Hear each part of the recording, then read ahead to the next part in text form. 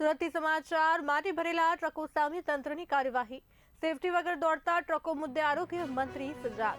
આદેશ બાદ લાસકાણા પોલીસે આ ટ્રકો કબજે કરી દંડ ફટકાર્યો। શેડ કે કવર વગર ટ્રકો બેફામ દોડતા હતા।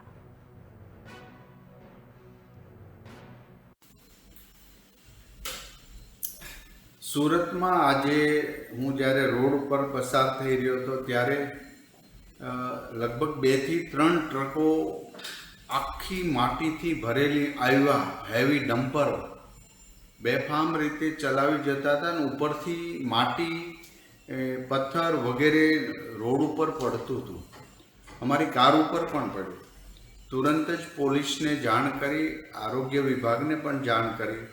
આખા સુરતના રસ્તાઓ પણ ખરાબ કરે છે અને બીજું 2 વ્હીલ લઈ જનારા પરિવારજનોની ઉપર એ પથ્થર પડે અથવા આંખમાં સતત ધૂળ પડે, રોડ ગંદા થાય, તો આવા લોકોએ ને દંડ કરવા માટે પોલીસને સૂચના આપીને લગભગ 8 થી 10 ટ્રકો આવા માટી ભરેલા હેવી જે સાક્ષાત યમદૂત રોડ ઉપર ફરી રહ્યા હોય એવા લોકોને શાન ઠેકાણે લાવવા માટે એક્શન લેવામાં આવ્યા। અને હજી પણ ધંધો કરે, રોડ ઉપર નીકળે એની સાથે અમને કોઈ વાંધો, આપણે એમને સપોર્ટ પણ કરીએ, પરંતુ માટીના કોઈ પણ ટ્રક રેતી, કપચી વગેરે લઈ જતા, ઈંટો વગેરે લઈ એમને પૂર્ણ રીતે ઉપર પેક કરીને પછી જ રોડ ઉપર લઈ જવા જોઈએ।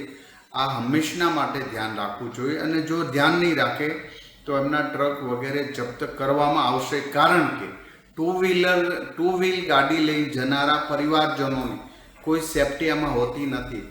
ક્યારેક એક્સિડન્ટ પણ થવાનો ભય રહે છે અને આવી માટી વગેરેથી સુરત રોડને પણ ગંદા કરે।